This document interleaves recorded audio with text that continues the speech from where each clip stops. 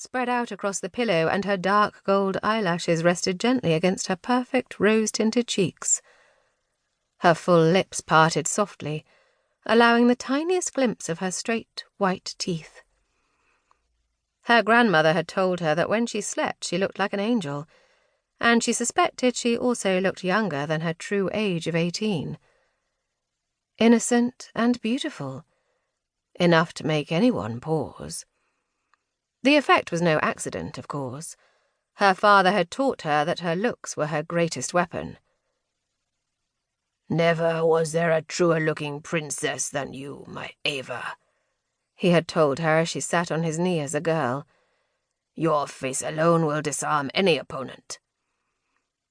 The memory of his words brought a bitter sting. Her face had not been enough last summer, but she pushed the thought of Arcadia aside. Perhaps her face had not been enough then, but apparently it was sufficient tonight. As she snapped her eyes open, her hand slashed upward in one fluid motion. By the time she had assimilated the identity of the intruder, the tip of her knife had already penetrated his ribs. She felt a detached pride at the steadiness of her hand and her well-judged aim. But this feeling was soon overridden by betrayal. "Duran!" She now sat bolt upright in her bed. The man had dropped to his knees, his own knife falling into the soft carpet without a sound.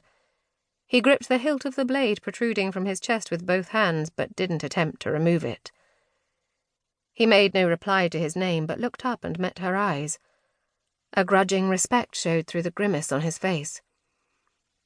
"You called me a fool once," he said, his words laboured. "It seems you were right." "I told you then. I'm always right." Ava was glad to hear her voice come out steady and light. She wasn't squeamish, but she kept her eyes firmly on his face, away from the blossom of blood spreading across his shirt. "Ah, but you weren't right that time, were you?" he asked, mockery in his voice. She stiffened, still not used to the knot of tension she felt at any reminder of Arcadia. Still, her voice remained steady as she replied, "It seems we were both liars on that occasion. I seem to remember you assured me of your loyalty. And yet, here we are." Duran was sagging now, and Ava could no longer ignore the blood that seemed to be everywhere. She felt her stomach churn and had to call upon her not inconsiderable willpower to keep it in place. Softly, the man crumpled onto the carpet, and she steeled herself to lean over the edge of the bed. His eyes inched open and slowly focused on her. "My loyalty," he paused as he drew in a burbling breath, "always lay with whoever has the power." His voice trailed off, and this time his eyes closed and didn't open again.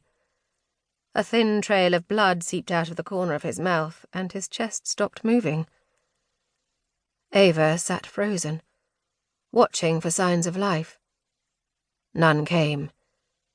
She slid across the bed and slipped out the other side. Her bare feet sank into the carpet, and she moved silently across the room. Stopping by the fireplace, she reached toward the bell pull, and then paused.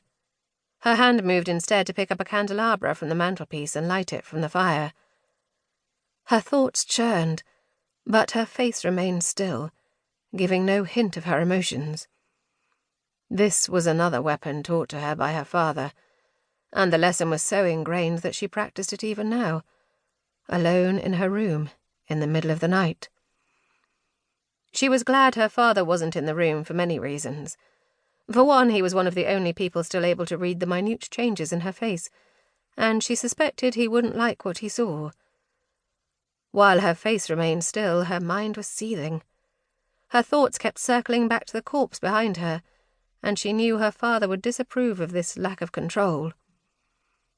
He had trained her to keep her mind sharp and ordered at all times. He had trained her to be effective and merciless. She admitted to herself now that he had also trained her to be a killer.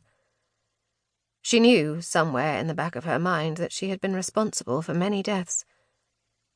Strange, she thought now, how different it is when my own hands did the killing.